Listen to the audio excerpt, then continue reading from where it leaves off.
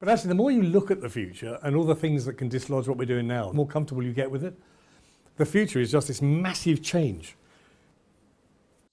My name is David Smith. I'm Chief Executive of Global Futures and Foresight.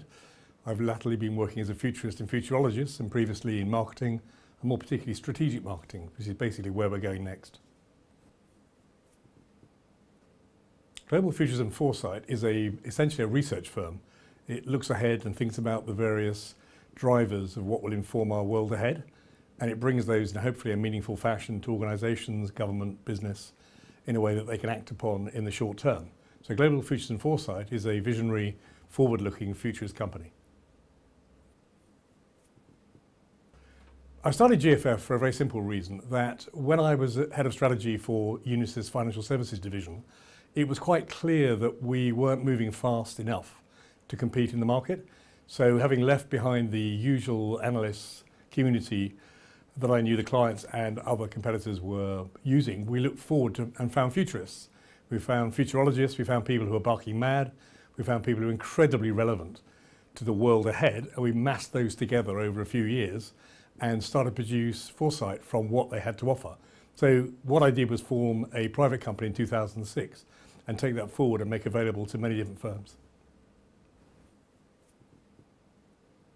We've worked for a range of brands, including Lloyd's Insurance in London, many of the retail banks. I would include RBS in that, of course, and all of their plethora of sub-brands. We've included Goodyear. We work a lot for them, and various people in the motor industry. We've worked with folk in the academic world, so those that are looking to change the way that they present information to their students. So a great many brands of all manner.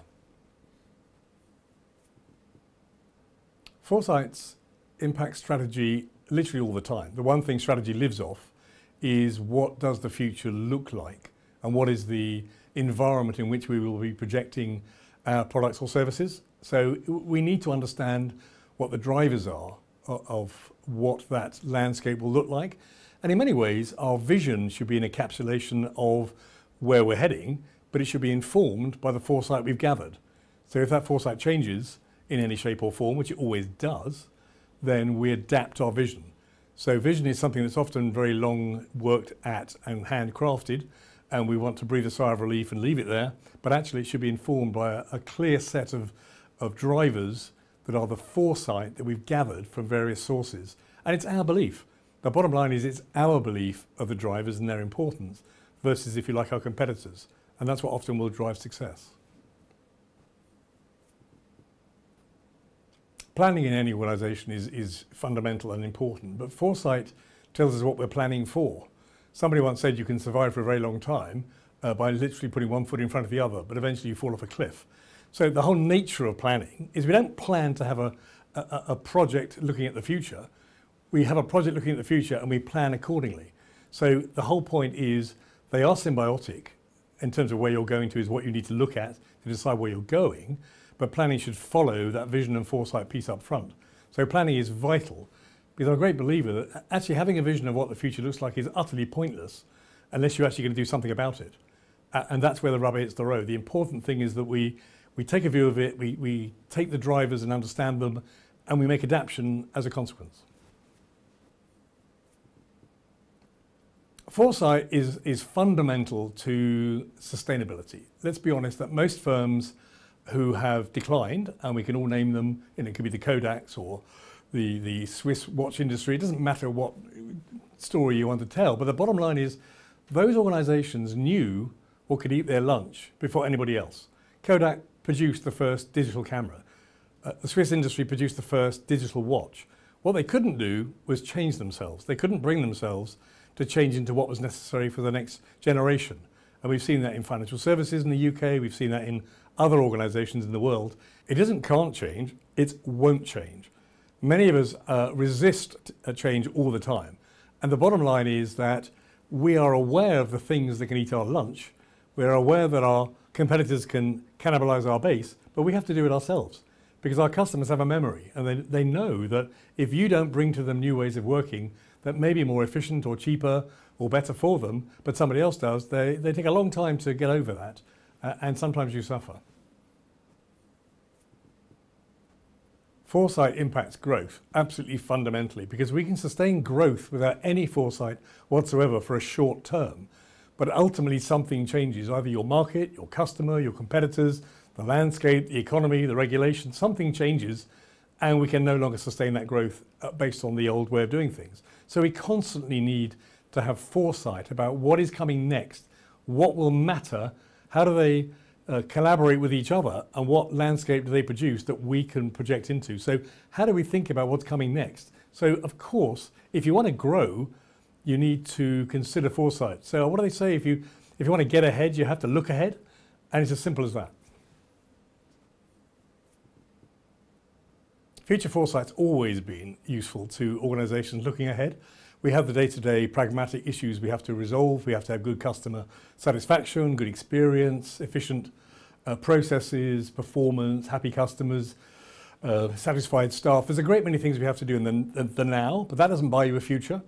The thing that buys you a future is wisdom, insight, vision, entrepreneurism. It's something in the future. There's no evidence of it. It doesn't exist.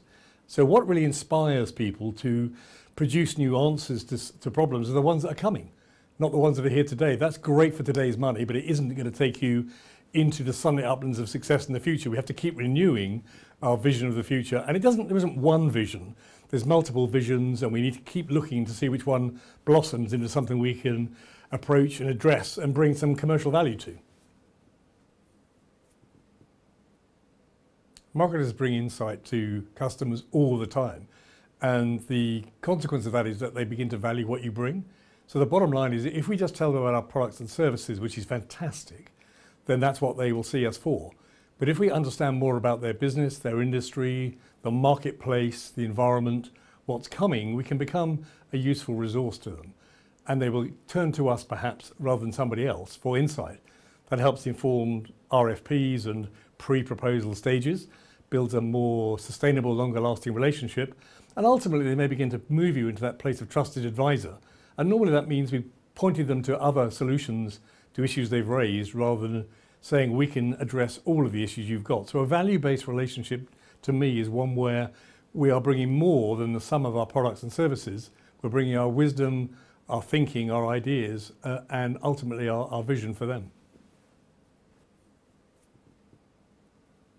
Technology in 2018 is stunning because over the last few years we've seen a build-up of the number of new, evolving, maturing technologies that are going to transform our life. Of course, artificial intelligence in all its forms, in natural language processing, it could be in machine-based information that we're going to use. So it's not just the ability to use equipment and systems to automate our lives. That makes us more productive in many ways and sometimes replaces what we do and leaves us able to do more interesting things, hopefully. It's also the amount of data they produce. We're talking about 1.7 megabyte per person per second within 3 years. So knowing what to do with that early on can be the difference between success and failure of most organizations. So it's not about data and it being big, it's ginormous. It's not about automating existing processes. It's finding new ways of addressing issues that people face. So it's not about doing things the way we've always done them. It's about doing different things altogether. We've used all forms of existing technology for a long time. Photonics is the next stage, and it's the next stage before quantum. Quantum means that all of the security we put in place is, broadly speaking, out of date. So we need to rethink how we approach security. So I would say it's the speed of computing power, it's the amount of data we're producing, it's the ability to automate and bring value from that data that's going to allow us to transform our organizations, our lifestyles, our preferences. And of course that includes methods like autonomous vehicles and drones, which we like to call them. It'll include mixed reality, augmented or virtual, and we'll increasingly use those. We'll change how we educate, we'll change where we collaborate with each other. All of those things are happening right now. So it's not a question of inventing a future that isn't based on reality or based on Star Trek. It's about a different way of looking at how we live based on the current technologies that we already see maturing. Marketing innovation is, number one, it's happened in the B2C market for many, many years. In the B2B market, it's relatively new. We've traditionally had reports and studies and proposals and presentations and conferences and exhibitions and networking events have been the sort of be all and end all of our communication with our markets and customers. What's really interesting now is a lot of those B2C technologies and approaches and methods are invading the business world. So we're seeing platforms move from Amazon to the customer to Amazon Business, and they did $1 billion in their first year. We've seen new platforms engaging with new customers in new ways. In marketing, we're going to use a lot of those customer-based approaches, seeking individuals, approaching individual scenarios with a marketing campaign and individual companies as opposed to mass market. So Drucker always said market of one is the goal we're aiming for, and we finally arrived. So thinking about campaigns, I mean, years ago we had campaigns where we put hoardings, we had adverts outside the head office of a company that was only to do with them. And we had a proposal going in right now. And we're going to do that in digital and automation, and we can very specifically target how we communicate with potential customers in the future. Quite exciting. I've always been passionate about the future. I've always been energized about what is yet to come. That's sort of why I migrated towards strategic marketing and looking ahead. I find that isn't the case with everybody. I'm quite excited by discontinuity, disruption, the words we hear today. I'm not about improving processes for today for Kaizen improvement. I can see massive change ahead where we make our living in very different ways. The way we govern our societies will change, how we tax and reward people for their contribution to society. When capital makes the money, we need to find new ways to share it. So the future is very dynamic compared to today. So we need to get the people who are motivated by this and help them to look forward. I've always done it. I've always felt very positive about the outcome. And you see that at times of great change. If you think about what we're facing now in Brexit, nearly all of the discussion about what we're losing, it's not about what we're gaining. I don't know if you've heard many people talk about the sunlit uplands of the future, but there's 195 countries in the world. There's about $86 trillion of economic activity. We're 2.7. Europe is going to be 2.7 less fairly soon.